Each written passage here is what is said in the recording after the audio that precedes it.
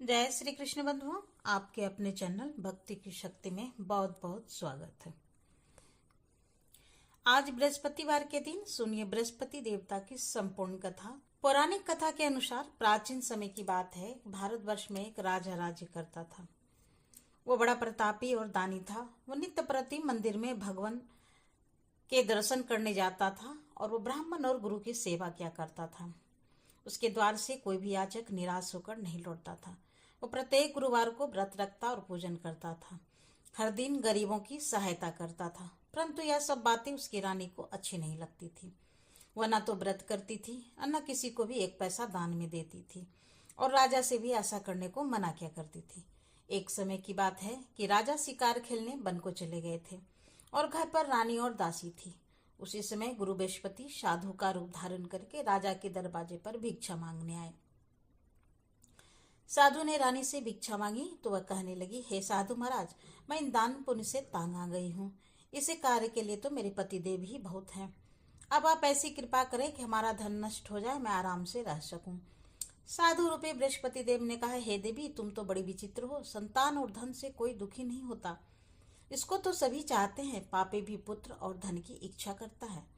अगर तुम्हारे पास धन अधिक है तो भूखे मनुष्यों को भोजन कराओ, प्याऊ लगाओ, ब्राह्मणों को दान दो, धर्मशालाएं बनवाओ, कुआं, तालाब, बावड़ी, बाग बगीचे आदि का निर्माण कराओ तथा निर्धनों की कुमारी कन्याओं का विवाह कराओ और यज्ञ आदि करो। इस प्रकार के कर्मों से आपके कुल का और आपका नाम प्रलोक में सार्थक होगा और स्वर्ग की प्राप्ति होगी। किंतु रानी साधु की इन बातों से खुश नहीं हुई। उसने कहा, हे साधु महाराज, मुझे ऐसे धन की बिल्कुल आवश्यकता नहीं जिसको मैं अन्य लोगों को दान दूं या जिसको रखने और संभालने में ही मेरा सारा समय नष्ट हो जाए। तब साधु ने कहा, हे देवी, अगर तुम्हारी ऐसी इच्छा है तो जैसा मैं तुम्हें बताता हूँ तुम वैसा ही करना। बृहस्पतिवार के दिन घर को गोबर से लिपना, अपने केसों को पीली मिट्टी से धोना, राजा से कहना वह दाढ़ी कटवाए, भोजन में मांस मंदिरा खाना, कपड़ा धोबी के यहाँ धुलने देना। इस प्रकार 7 बृहस्पतिवार करने से तुम्हारा धन नष्ट हो जाएगा। ऐसा कहकर साधु महाराज रूपी बृहस्पति देव अंतर्ध्यान हो गए। रानी ने साधु के कहे अनुसार 7 बृहस्पतिवार तक वैसा ही करने का विचार किया। साधु के बताए अनुसार कार्य करते हुए केवल 3 बृहस्पतिवार ही बीते थे कि उसकी समस्त धन संपत्ति नष्ट हो गई। भोजन के लिए दोनों समय परिवार तरसने लगा तथा सांसारिक भोगों से दुखी रहने लगा।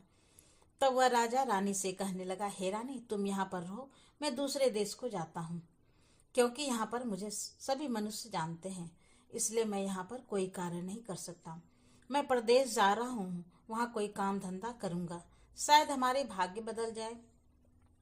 ऐसा कहकर राजा प्रदेश चला गया। वह वहां जंगल से लकड़ी काट कर लाता और शहर में बेचता।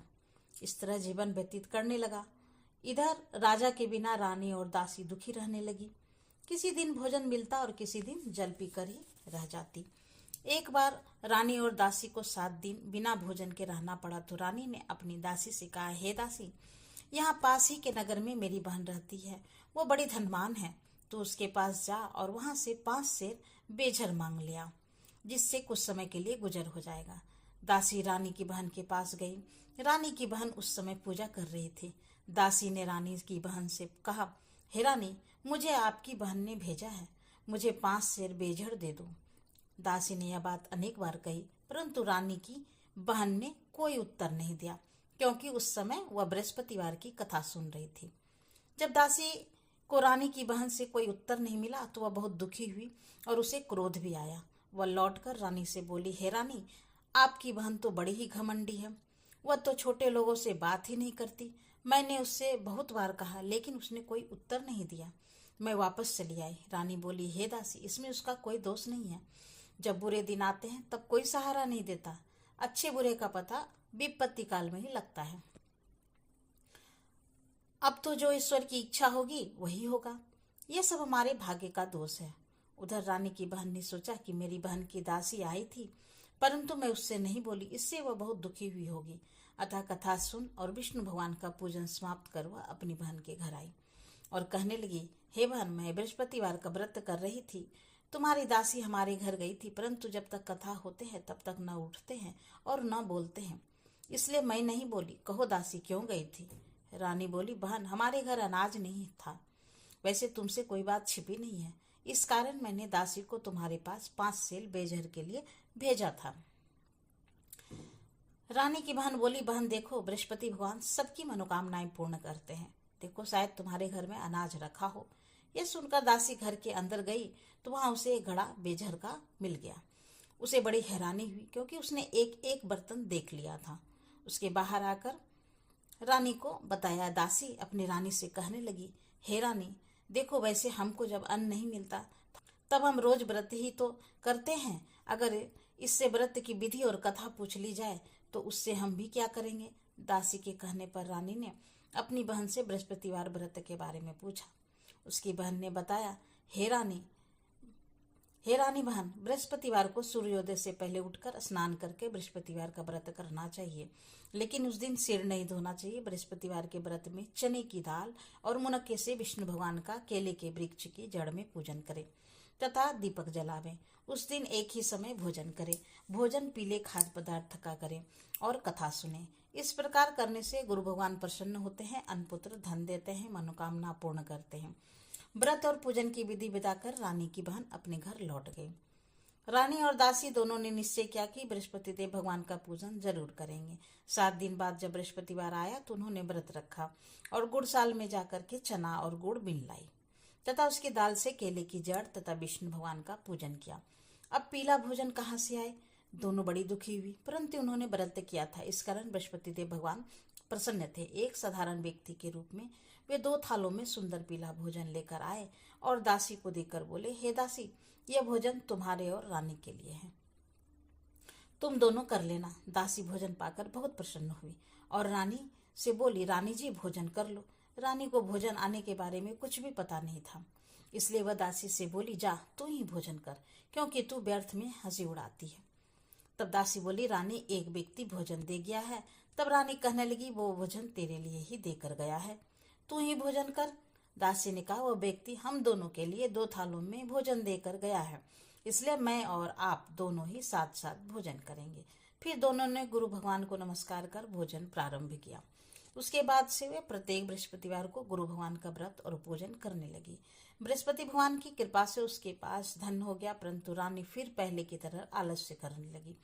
तब दासी बोली, देखो रानी, तुम पहले भी इस प्रकार आलस्य क्या करती थी।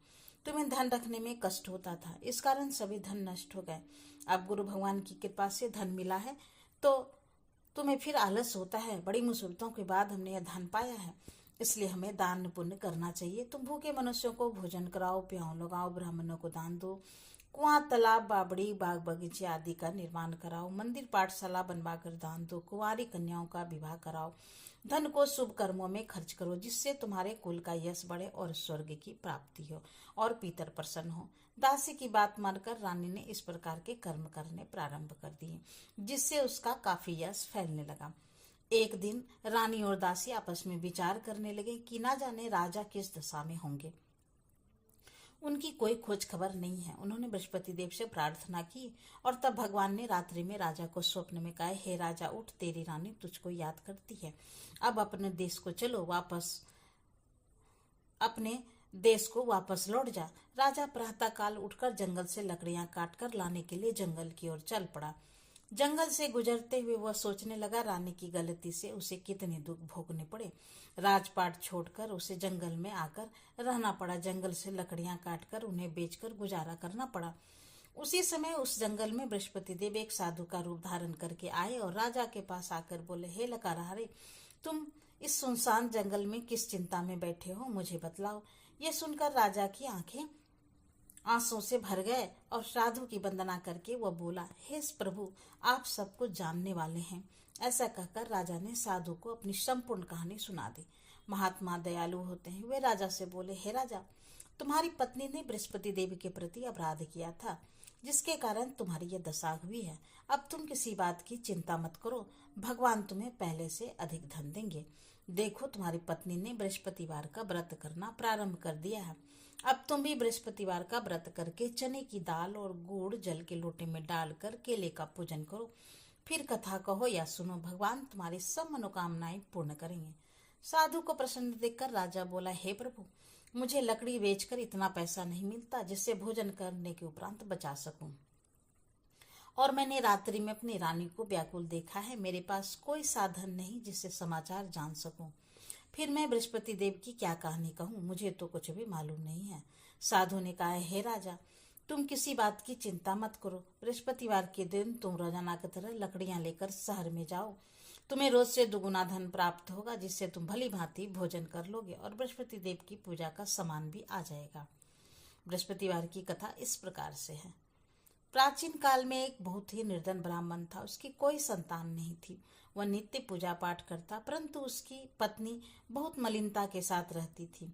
वह न तो स्नान करती और न किसी देवता का पूजन करती थी। प्रातः काल उठते ही सबसे पहले भोजन करती, बाद में कोई अन्य काम क्या करती थी। ब्राह्मण देवता बहुत दुखी रहते थे। पत्नी को बहुत समझाते, किंतु कोई परिणाम नहीं निकलता। भगवान की कृपा से ब्राह्मण की पत्नी की कन्या उत्पन्न हुई। वह कन्या अपने पिता के घर में बड़ी होने लगी।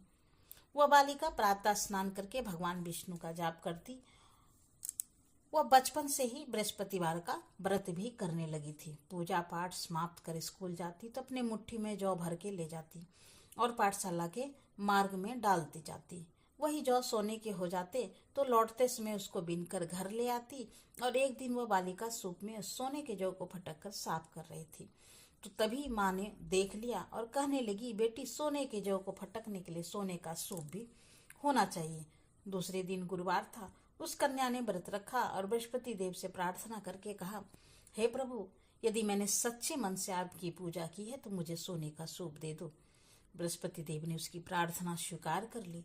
रोजाना की तरह कन्या जौ फैलाती हुई पाठशाला चली गई। पाठशाला से लौटकर जौ बीन रही थी तो बृहस्पति देव की कृपा से उसे सोने का सूप मिला। उसे वह घर ले आई और उससे जौ साफ करने लगी, परंतु उसकी माँ का वही ढंग रहा। एक दिन की बात है, वह कन्या सोने के सूप में जौ साफ कर रही थी। उस समय उस नगर का राजकुमार वहां से होकर निकला। इस कन्या के रूप और सोने के सूप में जौ को साफ करते देखकर वह उस कन्या पर मोहित हो गया। राजमहल आकर वह भोजन तथा जल त्याग कर उदास होकर लेट गया। राजा को जब राजकुमार द्वारा अन्न जल त्यागने का समाचार मिला तो वह अपने मंत्रियों के साथ वह अपने पुत्र के पास आए और बोला, हे बेटा, तुम्हें किस बात का कष्ट है? किसी ने अपमान किया है अथवा और कोई कारण मुझे बताओ, मैं वही कार्य करूंगा जिससे तुम्हें प्रसन्नता हो। तब राजकुमार ने अपने पिता की बातें सुनी और बोला, मुझे आपकी कृपा से किसी बात का दुख नहीं है। किसी ने मेरा अपमान नहीं किया है, परंतु मैं उस लड़की से विवाह करना चाहता हूँ जो सोने के सूप में जौ साफ कर रही थी। यह सुनकर राजा आश्चर्य में पड़ गया और बोला, हे बेटा, इस तरह की कन्या का पता तुम ही लगाओ, मैं उसके साथ तेरा विवाह अवश्य ही करवा दूंगा। राजकुमार ने राजा को उस लड़की के घर का पता बतलाया। मंत्री उस लड़की के घर गया और राजा का आदेश ब्राह्मण को सुनाया। कुछ ही दिन बाद ब्राह्मण की कन्या का विवाह राजकुमार के साथ संपन्न हो गया। कन्या के घर के जाते ही उस ब्राह्मण देवता के घर में पहले की तरह गरीबी का निवास हो गया। अब भोजन के लिए भी अन्न बड़ी मुश्किल से मिलता था। एक दिन दुखी होकर ब्राह्मण अपनी पुत्री से मिलने गया। बेटी ने पिता की दुखी अवस्था को देखा और अपनी माँ का समाचार पूछा। ब्राह्मण देवता ने सभी हाल कह सुनाया। तब कन्या ने बहुत सारा धन देकर अपने पिता को विदा कर दिया। इस तरह ब्राह्मण का कुछ समय सुखपूर्वक व्यतीत हुआ, लेकिन कुछ दिन बाद फिर वही हाल हो गया तथा ब्राह्मण फिर अपनी कन्या के यहाँ गया और सभी हाल कहा तो पुत्री कहने लगी, हे पिताजी, आप माता जी को यहाँ ले लाओ, मैं उन्हें वह विधि बता दूंगी जिससे गरीबी दूर हो जाए। अब ब्राह्मण देवता अपनी पत्नी को साथ लेकर अपनी पुत्री के पास राजमहल में पहुंचे तो पुत्री अपनी माँ से को समझाने लगी, हे माँ, तुम प्रातः काल उठकर प्रथम स्नान आदि करके विष्णु भगवान का पूजन करो तो सब दरिद्रता दूर हो जाएगी। परंतु उसकी माँ ने एक भी बात नहीं मानी। वो प्रातः काल उठकर अपनी पुत्री का बचा जूठन खा लेती थी। एक दिन उसकी पुत्री को बहुत गुस्सा आया।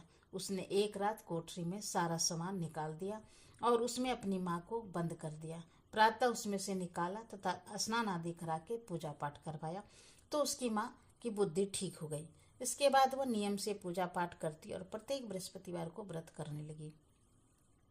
इस व्रत के प्रभाव से उसकी माँ भी बहुत धनवान हो गई और बृहस्पति देवता के प्रभाव से स्वर्ग को गई। यह ब्राह्मण भी सुखपूर्वक इस लोक से सुख भोग कर स्वर्ग को प्राप्त हुआ। इस तरह कहानी कहकर साधु महाराज वहां से लोप हो गए। धीरे धीरे समय बीतता गया और फिर बृहस्पतिवार का दिन आया। राजा जंगल से लकड़ी काटकर किसी शहर में बेचने गए। उसे उस दिन से और दिनों से अधिक धन मिला। राजा ने चना, गुड़ और आदि लाकर बृहस्पतिवार का व्रत किया। उस दिन से उसके सभी कलेश दूर हुए। परंतु जब अगला गुरुवार का दिन आया तो वह बृहस्पतिवार का व्रत करना भूल गया।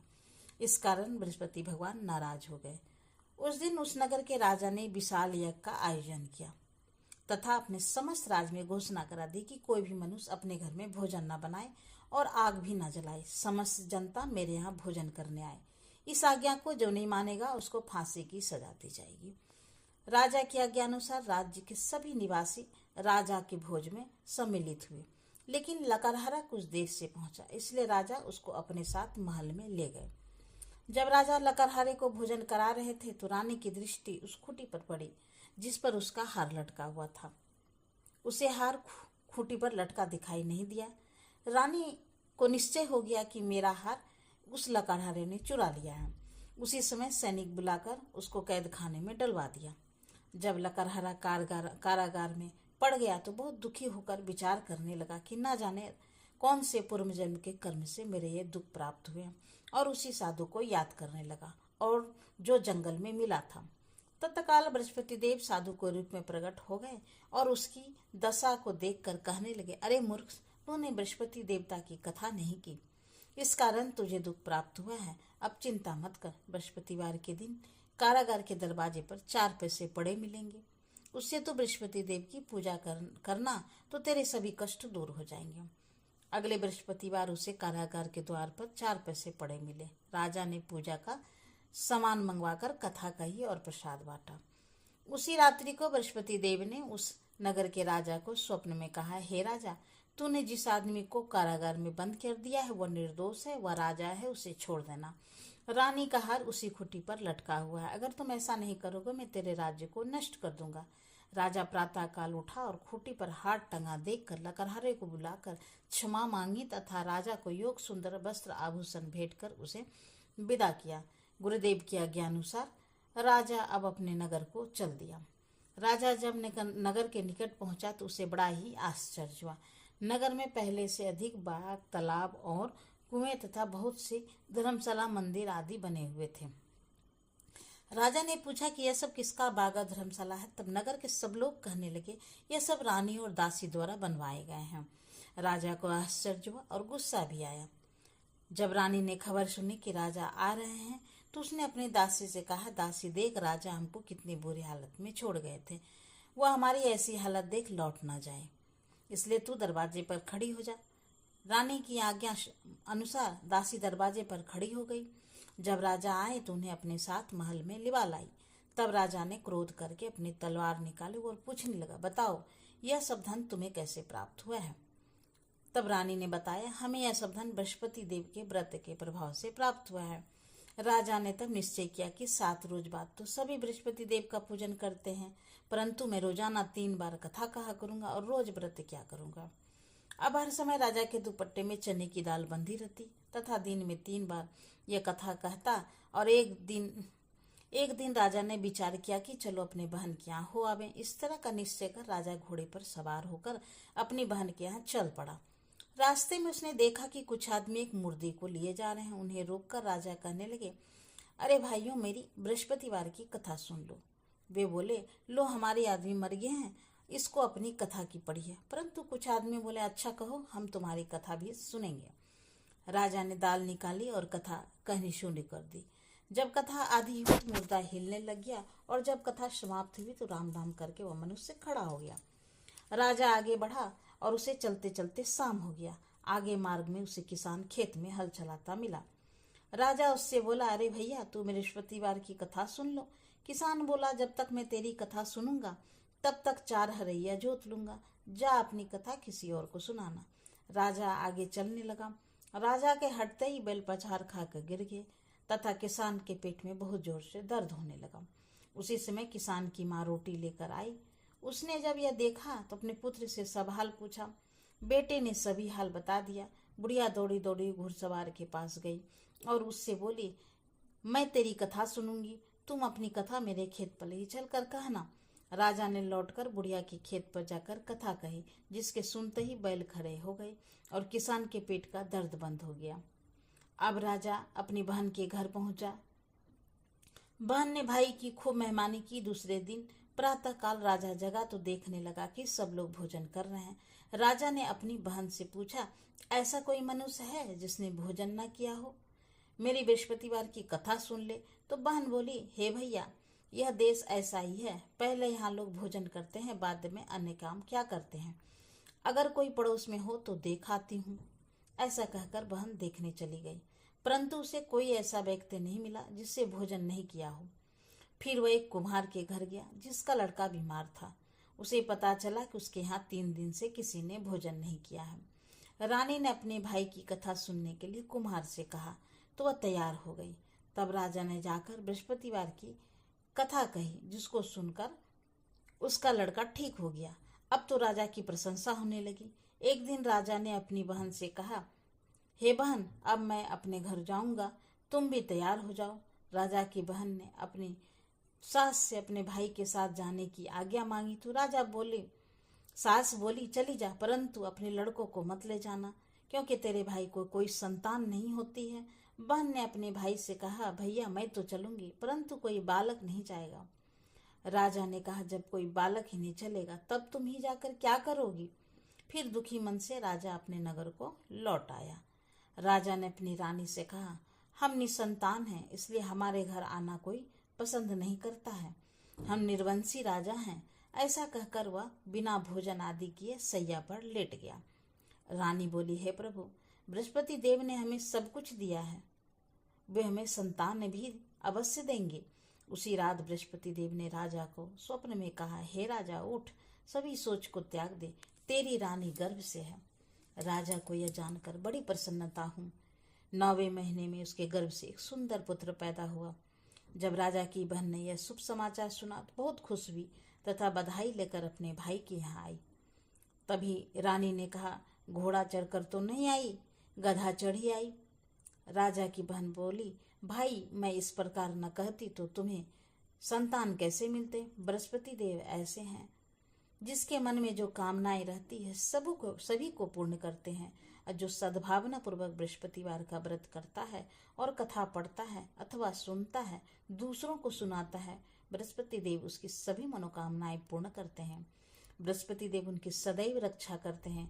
जो संसार में सद्भावना और सच्चे मन से बृहस्पति देव का पूजन करते हैं, उसकी सभी मनोकामनाएं उसी प्रकार पूर्ण होती है जैसे रानी और राजा ने बृहस्पति देव की कथा का गुणगान किया।